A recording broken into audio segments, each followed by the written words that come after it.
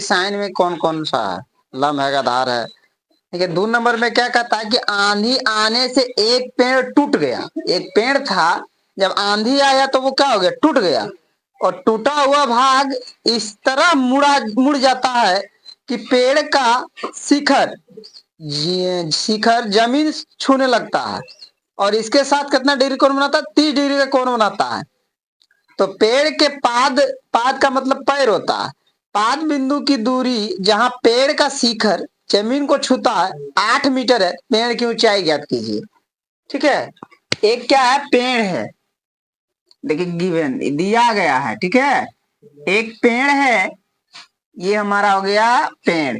इसको मान लेते हैं ए और ये हो गया बी। ये जब पेड़ है ना, ये जमीन होगा, यहाँ पे जमीन है। ठीक है, ये धरती है। अभी क्या हुआ? आंधी जब आया तो मान लेते कि यहां से टूट गया, इस बिंदु से। ये ऊपर वाला हिस्सा क्या हुआ? ऐसे करके आके जमीन पर गिर गया, यानी जमीन से टच हो गया। जिस भाग से टच हो गया मान लेते इसको सी हो गया, है ना। अभी जहां छू रहा है उस बिंदु को मान लेते डी। डी पे छू रहा है। ठीक है, अब की है ये जमीन, ये पेड़ का जो पाद है और जमीन, ये जो अगला शिखर है, शिखर है। पेड़ का शिखर का मतलब ऊंचाई, सबसे उछला छोर। ठीक है, तो ये कहा छू रहा है जमीन को, तो यहां से यहां तक की दूरी कितना है? 8 मीटर बोल रहा है। तब कहता है कि पेड़ की ऊंचाई क्या है। ठीक है, तो आप देखिए इसमें कि ए भी पेड़ की ऊंचाई बराबर क्या लिए हैं? पेड़ की ऊंचाई ए बी है। पेड़ की ऊंचाई ए बी है ना। ए बी बराबर क्या है? 2 पार्ट में है, ए सी जोड़ ए सी जोड़ बी सी। कोई दिक्कत? अब ये इसका कुछ नहीं, आधार है ये हमारा। ए डी क्या हो जाएगा? आधार। ये कितना है? 8 मीटर। अब तो कुछ है नहीं इसमें दिया। ये कौन बन रहा है? जो ये कौन कितना डिग्री कौन बन रहा है? 30 डिग्री, यानी कोमा डी बराबर 30 डिग्री। अभी समकोण त्रिभुज कैसा बन रहा है? ए बी सी, नहीं सॉरी, सी ए डी लिखेंगे। अब समकोण त्रिभुज सी ए डी में, क्योंकि हम लोग क्या बोले, त्रिकोणमितीय अनुपात जितने भी हम लोग पढ़ेंगे समकोण त्रिभुज में पढ़ेंगे, बोले थे ना। ये समकोण त्रिभुज हो गया। अब देखिए, अगर ई जो हमारा सी डी है वही हमारा बी सी होगा। जितना ई होगा उतना ही नहीं होगा। बोलिए क्यों सर? क्योंकि ये है वाला हिस्सा टूट करके इधर है मुड़ा हुआ, तो जितना ही उतना ही यह वाला चीज इधर मुड़ा है ना। थोड़ी अलग से है। यही वाला यहाँ से टूट गया तो यहाँ नीचे आकर अटक गया। ऊपर वाला हिस्सा इधर नीचे की ओर है, तो यानी ई और ई दोनों क्या है? सेम है। अब पेड़ की ऊंचाई निकालने के लिए हमको योहो वाला चाहिए और योहो वाला चाहिए। हम ना पेड़ की ऊंचाई लिख लेगा। तो अब हमारे ऊपर डिपेंड करता है कि पहले हम इसको निकाल लें कि या इसको निकाल लें कि नहीं। ठीक है, तो ऐसा करते हैं। ई देले है तो टेने लगा करके, तो सॉरी 1 मिनट रुक जाओ, से 10 हम तो लगा ही देंगे। अब आप मान लीजिए कि हमको ये निकालना ए सी, तो ये हमारा क्या कहलाएगा? लम कहलाएगा। ये क्या है? आधार। तो बताइए लम और आधार किस अनुपात में है? 10 में है। तो 10 का प्रयोग करके हम क्या निकाल सकते हैं? ई वाला भुजा एसी निकाल सकते हैं। लेकिन मेरा मन होगा ना, चलो पहले ऊपरी वाला हिस्सा निकाल लेते हैं, ये वाला हिस्सा। तो ये हमारा क्या कहलाएगा? तो ये हमारा क्या है? तो आधार और कर्ण किस अनुपात में है? आधार, हाँ, कोस में है, सेक में है। तो हम कोस या सेक का प्रयोग करके क्या निकाल सकते हैं? सीड निकाल सकते हैं। हम दोनों में से कोनो यूज तो कर सकते हैं, इसमें यहाँ स्वतंत्र है। जैसे हमको मन है कि ना, चलो पहले एसी निकाल लें, तो कौन सा अनुपात लगाएंगे? 10। कौन कौन है? डी। 10 डी बराबर क्या हो जाएगा? एसी बटे ए डी। 10 डी जो है, 10 डी बराबर 10 डी कितना? 30 डिग्री। डायरेक्ट 30 डिग्री भी लिख सकते थे। 10 30 डिग्री बराबर एसी कितना? एसी पता है कि नहीं पता है? और एडी 8 मीटर। और बताइए 10 30 डिग्री का मान कितना?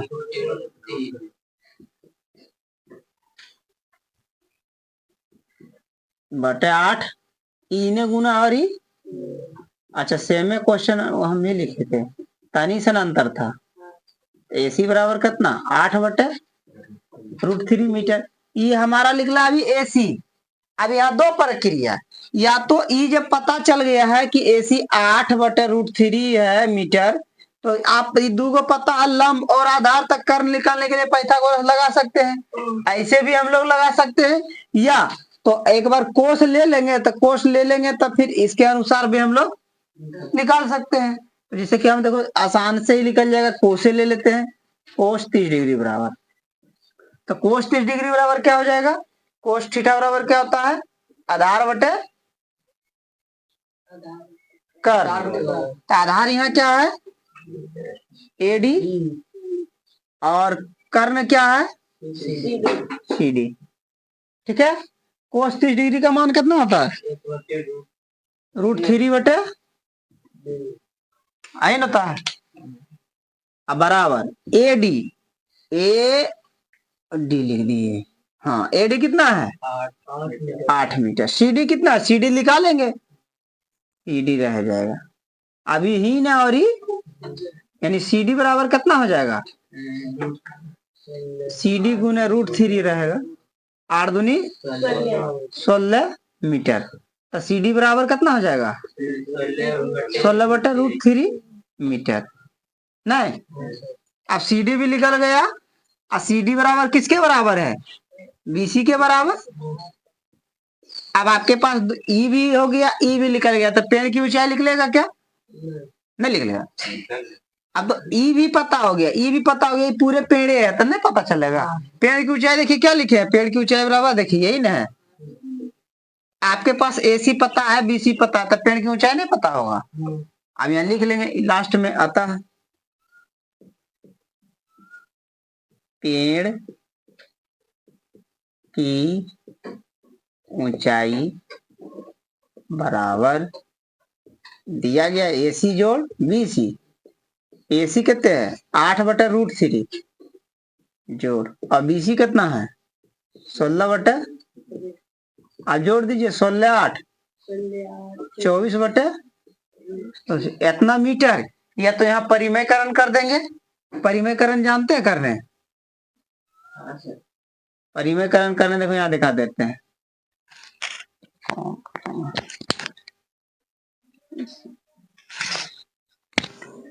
कितना है 24 बटे √3, जितना रहता है नीचे में उतने से ऊपर नीचे गुना, तो 24 √3, और नीचे कितना हो जाएगा 3 का 3 3 8 ही, मतलब 8 रूट इतना मीटर। यही आंसर है, पेड़ की ऊंचाई क्या है यही है, लिख लीजिए।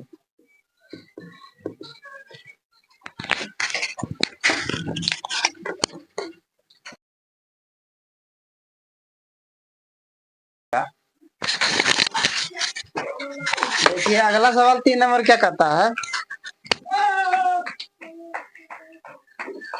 3 नंबर,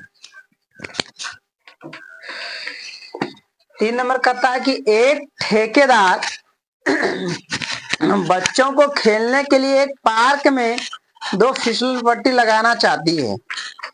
5 वर्ष से कम उम्र के बच्चों के लिए वह एक ऐसी फिसलन पट्टी लगाना चाहती है जिसका शिखर 1.5 मीटर ऊंचाई पर है, भूमि के साथ 30 डिग्री के कोण पर झुका है, जबकि इससे अधिक उम्र के बच्चों के लिए 3 मीटर ऊंचाई पर एक अधिक ढाल फिसलन पट्टी लगाना चाहती है जो भूमि के साथ 60 डिग्री का कोण बनाती है हो। तो प्रत्येक स्थिति में फिसलन पट्टी की लंबाई क्या है। देखिए 5 2 यहाँ कितने फिसलन पट्टी लगाएंगे 2। फिसलन पट्टी समझता किसको पता, हाँ ससरे वाला, एगो 5 वर्ष से कम के लिए, वर्ष से कम के लिए इसका जो फिसलन पट्टी है वो कितना ऊंचा पर है 1.5 मीटर पर है, 1.5 मीटर है। अब जब फिसलन पट्टी लग गई, अब इसका जो लंबाई पता नहीं है, लेकिन कोण कितना डिग्री का बना रहा है 30 डिग्री का कोण बना रहा है। ये हमारा क्या हो जाएगा फिसलन पट्टी। फिसलन पट्टी, इसका नामांकन कर दीजिए ए बी सी। ए सी हमारा क्या हो जाएगा, फिसलन पट्टी की लंबाई, ये निकाले क्या है, आई ए बी ऊंचाई हो गया, ठीक है। 31 डिग्री का कौन बनाया, ये 5 वर्ष से कम के लिए और 5 वर्ष से अधिक के लिए,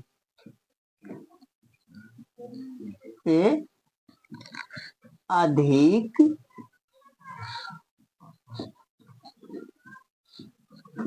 के लिए, ठीक है। 5 वर्ष से अधिक के लिए कितना ऊंचा, 3 मीटर।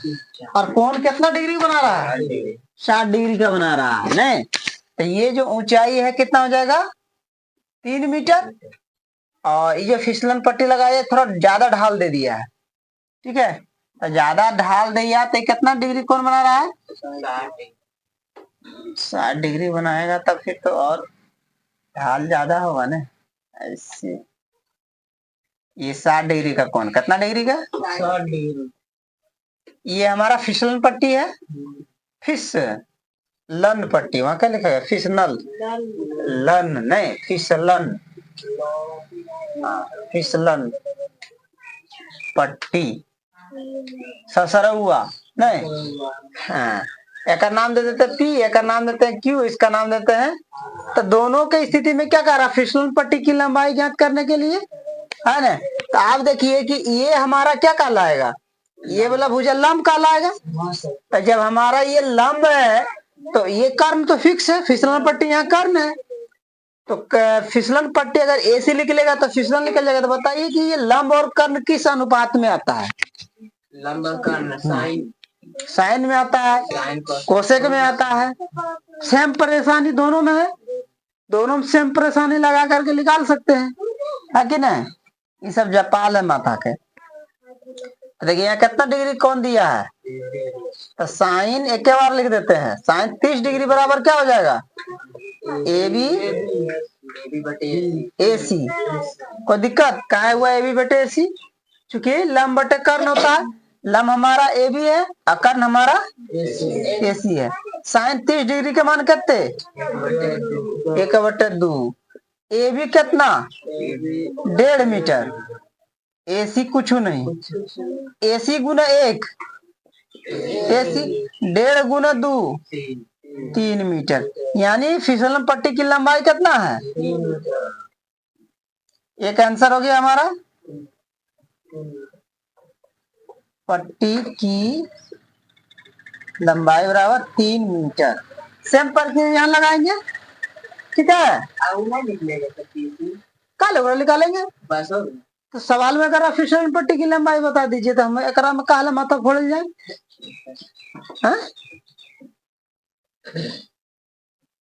अब देखिए सेम चीज दोनों में है, तो यहाँ भी हम लोग साइन लेकर के बना सकते हैं। तो साइन 60 डिग्री बराबर कितना हो जाएगा, पी क्यू बटे पी आर। तो ये कर मान होता √3 बटे, अब पी क्यू कहते 3 मीटर, और ये वाला तो पते ही ने, और पी आर बराबर पी आर गुना √3 लिख लीजिए, कितना हो जाएगा, 3 दूनी 6 मीटर। तो पी आर बराबर कितने हो जाएगा, 6 बटे। लेकिन अगर परिमयकरण करना चाहते हैं तो इसको क्या करेंगे, परिमयकरण कर देंगे, पी आर बराबर तो क्या हो जाएगा, 6 बटे √3, ऊपरों में √3, नीचुओं में √3, अभी कितने हो जाएगा, 6√3, अब बटा नीचे में 3 का 3, 3 दूनी मतलब 2 इतना मीटर क्या हो गया, फिसलन पट्टी की लंबाई हो गया है। कुछ इसमें पट्टी की लंबाई 2√3 मीटर, ठीक है, लिख लीजिए।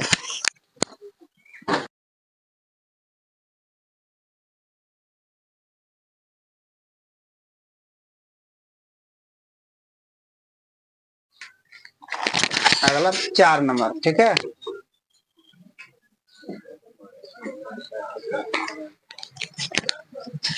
चार नंबर क्या कहता है कि भूमि के एक बिंदु से, पहले भूमि बना लेते हैं, ये हमारा हो गया भूमि।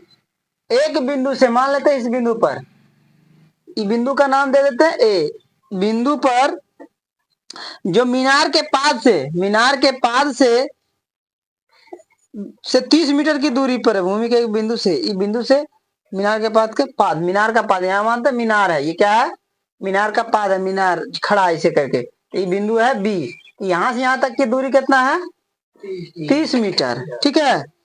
और इसके बाद फिर क्या कहता है, तो मीनार के शिखर का उन्नयन कोण, यानी ये मीनार खड़ा है, शिखर का उन्नयन कोण किसको कहे थे, यहां से यहां, यानी कि कौन यहां बनेगा, तो मीनार का शिखर का उन्नयन कोण, यानी इसको देख रहे हैं, ये जो कोण बनेगा कितना डिग्री का बनेगा, 30 डिग्री का कह रहा है। नहीं तो कहता है मीनार की ऊंचाई क्या है, ए बी सी, तो मीनार यही ना है, तो मीनार की ऊंचाई बराबर बीसी बराबर भाग, है ना। आधार लंब कौन से अनुपात में आएगा, हाँ ये लंबे ना है, ये कोण में दिया गया था, हाँ टेन या कोट, तो यहाँ हम लगा सकते हैं, टेन ए बराबर क्या, बीसी बटे ए बी, टेन 30 डिग्री, बीसी पता नहीं, और ये ए बी मीटर, एक वैल्यू कितने, √3 बराबर बीसी बटे 30 मीटर, यही ने और तब बीसी बराबर 30 मीटर। अभी जाके भागा देगा, या तो हम एज ए प्री आंसर छोड़ सकते हैं, या तो इसको क्या कर सकते हैं, परिमयीकरण, तो परिमयीकरण करने आता है, उतना छोड़ देंगे तो आंसर इतना रहेगा कि कितना, आंसर हम देखे जाएंगे, कितना आंसर नहीं ना देखेंगे, यहाँ तक छोड़ दिए, मेरा यही आंसर है, नहीं तो बुक में क्या होगा। अच्छा एक बात बताइए, मान लीजिए एग्जाम में क्वेश्चन आएगा, तो क्या उस समय बुक में देखने आएंगे कि इतना आंसर दिले है कि नहीं, नहीं सर, मतलब अभी होगा, अच्छा अभी होगा, देख लीजिए क्या, परिमयीकरण करने के बाद इसको परिमयीकरण कर लीजिए, कितने जाता है, कितना हो जाएगा, 30√3, आंसर में ये होगा 10√3 होगा, यह आंसर होगा, ठीक है, यही आंसर होगा, इसीलिए ये आंसर होगा, कारण है कि बटन में रूट नहीं रहता है, करीब करीब ना के बराबर, ठीक है, जितने भी आंसर है जरूरी नहीं है, अगर हम यहाँ छोड़ देंगे तो मेरा गलत नहीं है, ये भी सही है।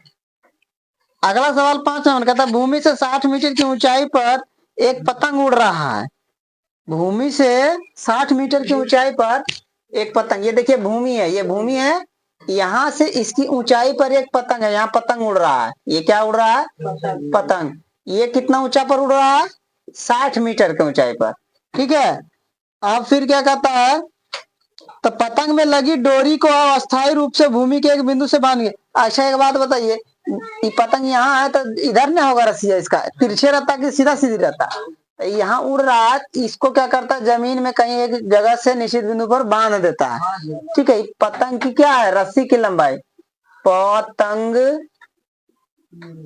की डोरी की लंबाई, डोरी की लंबाई दिया नहीं गया है, दिया गया नहीं है ना, लेकिन यहाँ कौन दे दिया गया कि कोनमा जो बना था, जमीन से जो बांधा है रस्सी को, ये कितना डिग्री कौन बन रहा है, 60 डिग्री का कौन बन रहा है, तो मान का डोरी की में ढील नहीं है, और डोरी की, तब फिर डोरी की लंबाई निकालना है, तो मान लेते हैं ए बी सी।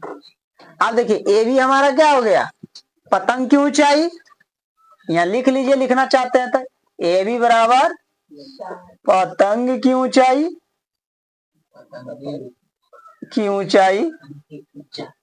बराबर कितने, 60 मीटर,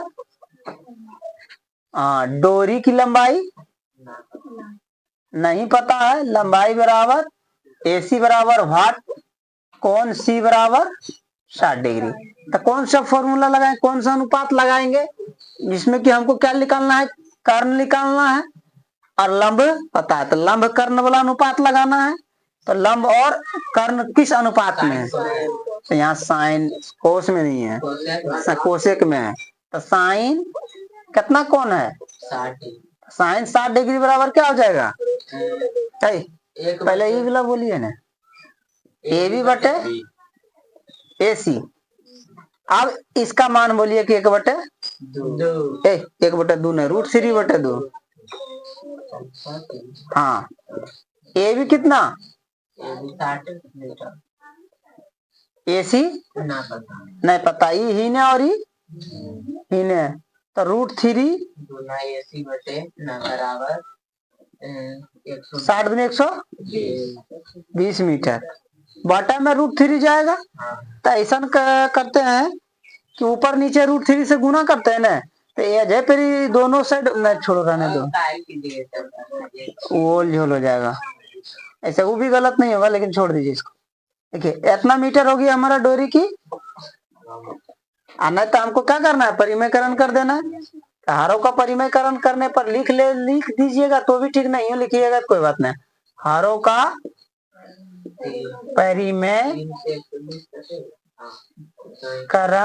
परिमयकरण करने पर 120 है, अब बॉटम में √3 है, तो ऊपरों में √3 है, नीचुओं में तो 120 √3, अब बॉटम में 3, तो 40 दिया, यानी 40 √3। इतना मीटर हो गया हमारा क्या, पतंग की डोरी की लंबाई।